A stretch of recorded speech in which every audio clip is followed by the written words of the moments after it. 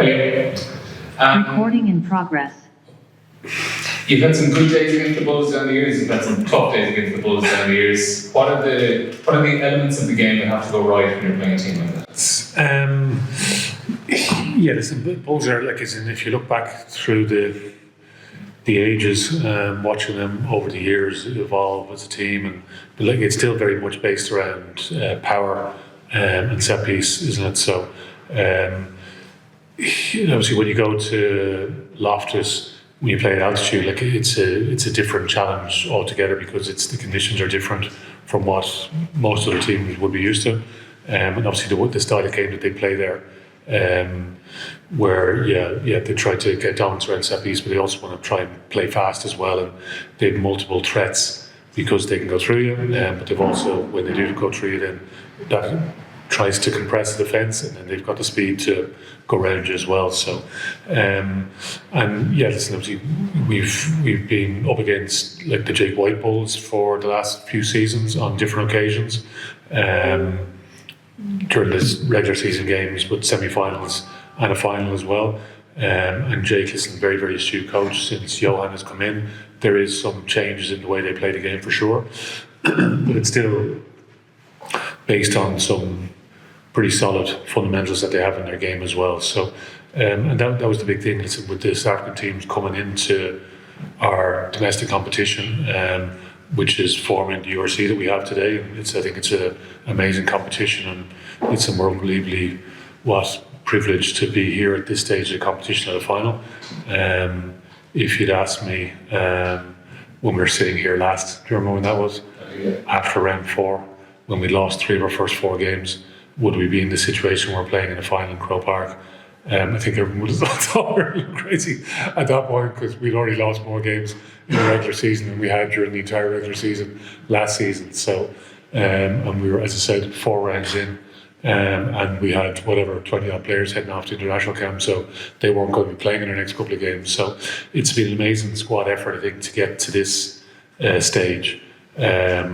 And listen, it's great to still be playing rugby this time of year.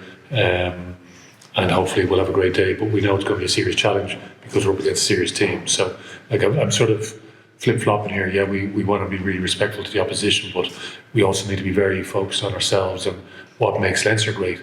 And we've got some great individuals in our team that will be potentially playing for Leinster for the last time tomorrow as well. So we want to make sure we put in a big performance for all the right reasons.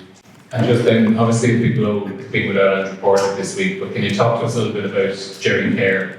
I can't imagine this time last year you would have thought he'd be starting against potentially the best scrum in the world in the URC final. Well, let's face it, even if you think back to after round 4, our very next game was round 5, and Jerry's playing against Zebras. So, but to see his progression through the season has been amazing, and it's a great sort of story of persistence, perseverance, isn't it? Like because he was in the system, and even then he's sort of not falling out of the system because listen, he's back playing with club, battling out AL with a few different teams, Belgium, Trinity and Lansdowne. So he's moving around to try and progress himself all the time. So to see him progress with us during the course of the season, he's had some huge moments for us, some huge games. But if you think about it, as I said, like the last time we were here, like it only just brings me back to round 5 Zebra, where we had 6 debutants that day in round 5, which is a bizarre number, isn't it? Mid-season in a round 5 game to have 6 debutants, and Jerry and Alex Hushon was probably doing one as well that day. But to see the rise of both those guys over the course of the season it's a testament to those guys first and foremost. And I don't think anyone thinks they're going to let the team down tomorrow or Friday because they're bloody great characters. Okay, Leo. Given the player that you lost in the front row, how much of a bigger challenge would the scrums be or the set pieces be for you? Andrew's missed a big chunk of the season already, so listen, guys have plenty of exposure during the course of the season, but he's a top player, Andrew, but we would always have huge faith in the group that we have. So our group dynamic is pretty unusual, isn't it? Because we lose the international players for a huge chunk of the regular URC games anyway. So everyone gets plenty of time during the course of the season. We use a lot of players, probably, I don't know, is it more than other teams, but guys get lots of exposure, and everyone needs to be ready at any moment, and it's one guy down, next man up, so we don't try to get too bogged down by that. Yeah. And I know you said you respect the opposition, but what about your team do you think poses the biggest threat to them without giving tactics away? Well, you look at like the last season's final. The guys when they're playing at home, like in front of friends, family, like it means a huge amount to them, as you imagine. And similar for the Bulls team in terms of what they've had to do to get to this point as well. And they've had their challenge during the course of the season. New coach coming in, and listen to all the disruptions they've had at different stages. So, but that's the beauty of the season that we have, isn't it? So it's very much on the day now. So yeah, it's been a little bit unusual. We've had 12 games in a row, and then you had a weekend off. So it was weird last weekend in terms of the prep part of that. So we see Bulls on the flip side. Listen, they're up in Murrayfield, and they fly back to South Africa, spend time with their family, and they come back again for a fresh week this week. So it's a huge game. Two very, very good teams. It's on the day.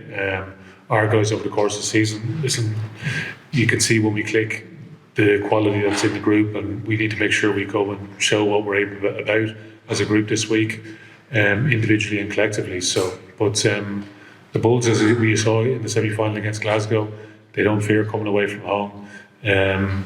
Glasgow again, probably been the form team this season, and obviously finished top of the log as well. So listen, we know, and even Glasgow 21-3 in that game ahead, you can see the Bulls, they just stay in the fight. So listen, we just need to make sure we're really clinical in everything that we do. And pulling Bulls under as much pressure as you possibly can, but like that's easy saying that, the hard part is actually doing it. Yeah. Last one from me. Does it say something about the competition that two teams that you struggled, you had your own struggles well documented with being able to select your frontline selection? The Bulls had a poor start. You both guys, in the latter half or the second half of the season, came together and are now in the final. Time your run, I think, is the key, is it? And that's the thing. Like you just need to get all the way through. Listen, it's the second final we've been. It's our 7th playoff game this season, and it's been a really enjoyable season from our point of view. Like as in we've a great group. As I said, like we've got some guys finishing after this weekend have been amazing servants for Leinster Rugby. Some other guys that are a little bit shorter in the building, but have been brilliant characters to work with. And yeah, listen, I think every team goes through this at this time of season. So it's the last game, and this is now the last game. So we've done, listen, the group have worked incredibly hard. I mean, the playing group, but also the staff as well, to get the group to this point, and still be fit and firing. And it's, there is a little bit of sort of last man standing about it, isn't it? But that's the amazing thing about the competition, because, as I said, like we played Bulls, as you know, in round 2. So we came away from the tour of South Africa where we got beaten 35-0 by Stormers, who we faced in the semi-final. We lost to the Bulls, whatever it was, 39-31 was it? Having beaten Bulls here in the final at the end of last season. So like there's all these different subplots during the course of a season. But you've got to battle it out for every single point to try and get yourself in the best possible shape. And yeah, listen, as I said, the group have had to do an insane amount of work to get us to be back here, because honestly, I don't think anyone would have foreseen after round 4 that we would be here. Particularly, as I said, we were getting ready for that round 5 game, and we had 6 debutants that day. So yeah, listen, it's great, but like I said, that's sort of, it's in the past now. We've given ourselves this opportunity. What an amazing opportunity it is for us. So, and I said, listen, we've been to a final already where we would love to have an opportunity to go back and play that final again. But as we know, we don't get those second chances. You don't get to play a final again. But listen, for us, there's lots of positives that we can lean on from last year. But there's also some learnings, painful learnings from a final that took place in Bilbao a few weeks ago. So it's just about putting all that into action now for us. Yeah, thanks very much. Much appreciated. Thank you. I see a hand from Nathan Gogona. Anybody else would like to ask questions, please raise your virtual hand. Thank you very much. Just got two questions if I may. Far away up. Awesome, thank you. Good day, Leo. Coach, just talk us through what do you make of that Bulls side? Because I mean, just released a few minutes ago. The most of the guys in that Bulls 23 have experience playing in the final against you guys. I mean, what do you make of that side if you have seen it so far? Yeah, isn't there huge amount of quality, isn't there, in the team that the Bulls have assembled? And yeah, listen, I think huge credit. Listen, I'm very fond of Jake, who was there before, and listen, I think he did a great job in terms of assembling year on year, getting the squad better and better. And Johan, I know from his times, even when he was with Gloucester, we played Gloucester in a pre-season game, and you know, he's steeped in tradition as well, South African tradition, and he understands the mindset and what's important in terms of Bulls DNA. So, but year on year, listen, we can see how the teams are getting stronger and stronger. So, yeah, it's a proper challenge for us, isn't it? But what else would you want, you know, from our point of view? And as I've talked in the past about watching Bulls teams over the years, I saw Victor Matfield did some piece during the week, and watching the great Bulls team that he was part of, and how dominant they were in Super Rugby, and what a force they were in terms of quality of squad that they had. And listen, the Bulls squad is stacked with experience, lots of international experience there. So yeah, it's a serious test for our guys. But as I said, where else would you want to be than playing in final against a team like that? Then final one, if I may, just talk us through the impact of a drop. You know, I mean, just talk us through about these impacts with the squad this season. Oh, he's brilliant. Well, what is this third season now with Jack? So if you think he came after the last World Cup, and yeah, like to have a double World Cup winning coach in our group, it's remarkable, really, for us to be able to have that. So, and yeah, him and his family have settled into life in Dublin, and listen, I love working with Jack, and he's a brilliant character. Gets the balance right between the fun part and the work part, which is important because over the course of a season, listen, you kind of live in each other's pockets as well. But he's been immense for Leinster Rugby in terms of what we've all learned from him. Because listen, he's a defensive genius, really, is the way I would see it. And listen, I would have admired lots of the great things that he's done with South Africa over the years.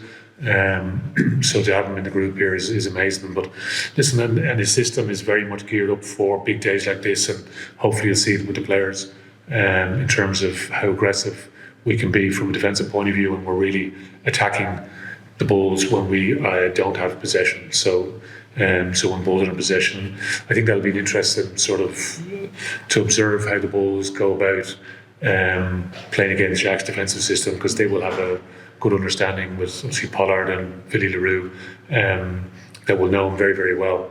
So it's a sort of fascinating dynamic in how that plays out. But ultimately, yeah, listen, Jack's been immense for us as a group, and the players love working with him.